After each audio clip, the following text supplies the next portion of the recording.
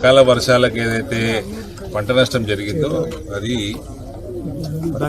జగిత్యాల జిల్లా బాగా ఎఫెక్ట్ అయింది.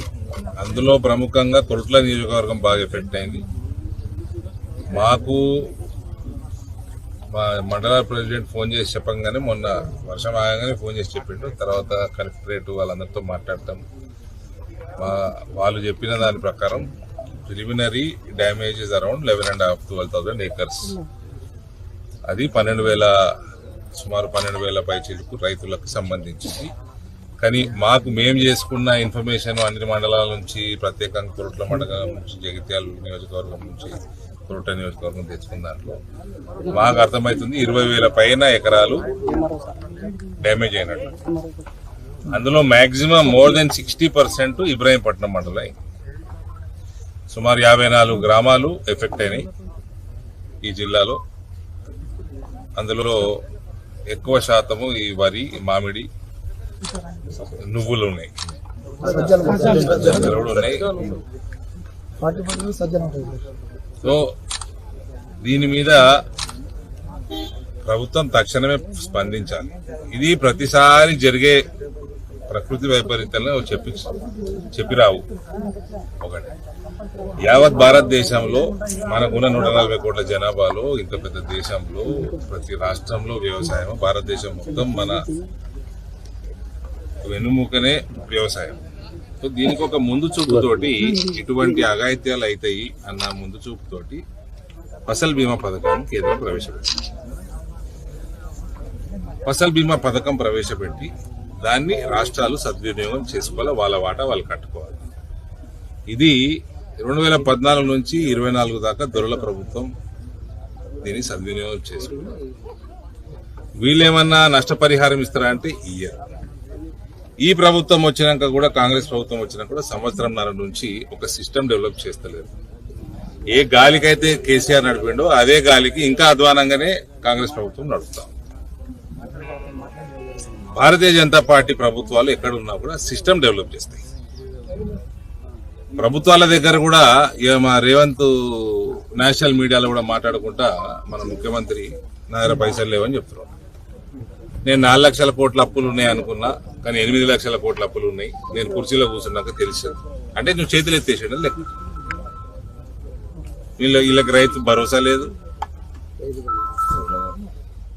వీళ్ళకి రుణమాఫీ సక్రమంగా కాలే, వీళ్ళకి బోనస్లు ఇస్తలేరు. ఎటువంటి వీళ్ళ ప్రభుత్వం కాంగ్రెస్ వచ్చినాక మార్పు ఏం లేదు. కనీసము ఒక సిస్టమ్ కేంద్ర ప్రభుత్వం ప్రవేశపెట్టిన సిస్టమ్ ఇంప్లిమెంట్ చేసుకుంటే రైతులకు ఒక అండగా ఉంటది. వీళ్ళు ఇచ్చే బోనస్లు, వీళ్ళు ఇచ్చే భరోసాలు, బంధులు ఇవన్నీ తర్వాత additional. First of all primary మీరు సిస్టమే కొలాప్స్ అయి ఉన్నది రాష్ట్రంలో. అది కేసీఆర్ కొలాప్స్ చేసిండు. దాంట్లోంచి కాంగ్రెస్ ప్రభుత్వం బయటకు తీసుకొచ్చే ప్రయత్నము చేస్తలేదు, వాళ్ళకు ఉద్దేశము లేదు, వాళ్ళకి అవగాహన కూడా లేదు. కాబట్టి ఇప్పుడు జరుగుతున్న నష్టానికి, ఈ 2 రోజుల వర్షాలకి నష్టానికి తక్షణమే 50,000 రూపాయలు మేము డిమాండ్ చేస్తా ఉన్నాం. రెండో విషయము, ఫస్ట్ నేను ఒక సుమారు నాకు ఐడియా ఉంది 25-30 వేలు వరికి పెట్టుబడి ఉంటుందని. 30 నుంచి 35,000 ఇప్పుడు ఉన్నాయి. ధరలు పెరుగుడు ఇంకా పెరుగుతూనే ఉంటుంది అది. కానీ ఇప్పుడు చూసినాక డ్యామేజ్ ఏ రకంగా అయిందో, ప్రత్యేకంగా ఇబ్రాహీంపట్నం మండలం చూసినాక నేను 50,000 డిమాండ్ చేయాల్సిందిగా నేను నిర్ణయం తీసుకున్నాను, డిమాండ్ చేస్తాను. ఇది ఇవాళ అగ్రికల్చర్ మినిస్టర్ నిజామాబాద్కి వచ్చిండు. నేను ఈ నుంచి మళ్ళీ నిజామాబాద్ పోతాను. ఇప్పుడు అక్కడ ఆయనకి లెటర్ రాస్తాను, కలెక్టర్కి కాపీ పెడతాను. తక్షణమే మీరు విడుదల చేయండి. మీరు ఒక సిస్టమ్ డెవలప్ చేస్తలేదు, పైసలు లేవంటున్నారు. పైసలు అట్లా ఉంటుంది కాబట్టి కేంద్ర ప్రభుత్వం సిస్టమ్ పెట్టింది, దాన్ని సద్వినియోగం చేసుకోండి. అన్ని డిపార్ట్మెంట్లలో పెట్టింది, ప్రత్యేకంగా అగ్రికల్చరు మనకి మోస్ట్ ఇంపార్టెంట్ మన దేశంలో, మన ప్రాంతంలో, మన రాష్ట్రంలో. కాబట్టి ఇవన్నీ కూడా ఒక సిస్టమ్ పరంగా నడిస్తే బెటరు. మీ ప్రభుత్వం ఫెయిల్ అయింది, పాత ప్రభుత్వం కంటే అధ్వానంగా తయారైంది. ఇవన్నిట్లో కూడా రైతు అనే వాడు విక్టిమ్ కాకూడదు. సో దయచేసి ఇప్పటికన్నా మీరు ఫసల్ బీమాని ఇమీడియట్ గా ఇంప్లిమెంట్ చేసుకోండి. కొత్త ఆర్థిక సంవత్సరం మొదలైంది, ఇంప్లిమెంట్ చేసుకోండి. ఇప్పుడు జరిగిన నష్టానికి 50,000 రూపాయలు ఎకరానికి ఇవ్వాల్సిందిగా మేము డిమాండ్ చేస్తాం. ప్రభుత్వంలో ఉన్నప్పుడు కూడా ఇలాంటి సంఘటనలు జరిగినప్పుడు కూడా ఇప్పుడు కూడా నష్టపరిహారం అనేది రాలేదు. ఇప్పుడు కాంగ్రెస్ పార్టీ కూడా మన ఫసల్ బీమా యోజన కూడా అమలు చేయడం. వీళ్ళిద్దరు 2 ప్రభుత్వాలు దోసుకునుడికే సరిపోయారు. వాళ్ళు దోసుకొని పోయినరు, వీళ్ళు దోసుకున్నట్లనే ఫోకస్ చేస్తున్నారు. అంటే గత 30 ఏళ్ల నుండి ఇప్పుడు జరిగినంత తీవ్రత ఈసారి జరిగింది. అంటే కేంద్రం నుండి ఏమన్నా సహకారాలు అందించే అవకాశం ఉందా బాధిత రైతులకు? కేంద్ర సహకారం కావాలన్నా కూడా రాష్ట్రం నుంచి పోవాలి. ఈ ప్రపోజల్ రాష్ట్రం నుంచి పోవాలి, ఉన్న సిస్టమ్ లో పోవాలి. కేంద్రము ఒక సిస్టమ్ పెట్టింది, ఫసల్ బీమా అని పెట్టింది. నువ్వు బండి కొనుక్కున్నావు కదా బ్రదర్, నీకు బండ్లు లేవా? నీ బండ్లకు ఇన్సూరెన్స్ ఉందా? రైతుకు కూడా ఇన్సూరెన్స్ పథకం తీసుకొచ్చి పెట్టింది, తక్కువ ధరకు పెట్టింది. సద్వినియోగం చేసుకోరా, సద్వినియోగం చేసుకోరా. అవగాహన కల్పించాలా రైతులకు?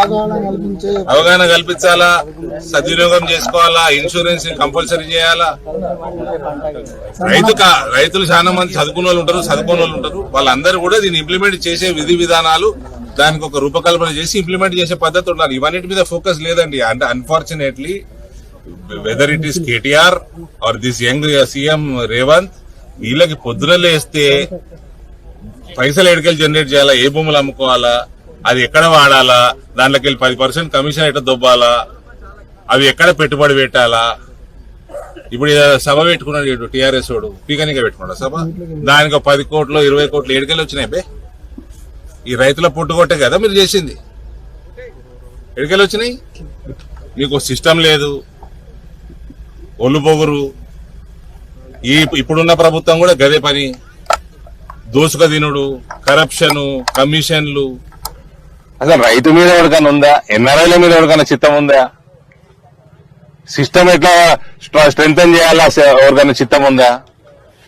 కేసీఆర్ ఓడగొట్టి తినే అన్నంలో మన్ను వస్తున్నారని నిన్న కేసీఆర్ ను ప్రజలు ఓడగొట్టి తినే అన్నంలో మన్ను వస్తున్నారని నిన్న కేటీఆర్. కేటీఆర్ తినే అన్నంలా కేటీఆర్ కవిత తినే అన్నంలో మన్ను పోసుకున్నారు. దరిద్రం పట్టించిందే మీ కుటుంబం. ఈ రాష్ట్రానికి అతిపెద్ద దరిద్రం మీ కుటుంబం. మళ్ళీ ఏందో చూస్తా ఉన్న అది చూడబుద్ధి గాని మొఖాలు, ఆ పోస్టర్లు, అదో ప్రకృతి వైపరీత్యం మీ కల్వకుంట్ల కుటుంబం ఈ రాష్ట్రానికి. కాబట్టి సిస్టమ్ డెవలప్ చేయాలి బ్రదర్. నరేంద్ర మోదీ మోడల్ అంటే, గుజరాత్ మోడల్ అంటే స్ట్రాంగ్ సిస్టమ్ ఉంటది ఏదైనా, అన్ని డిపార్ట్మెంట్లు.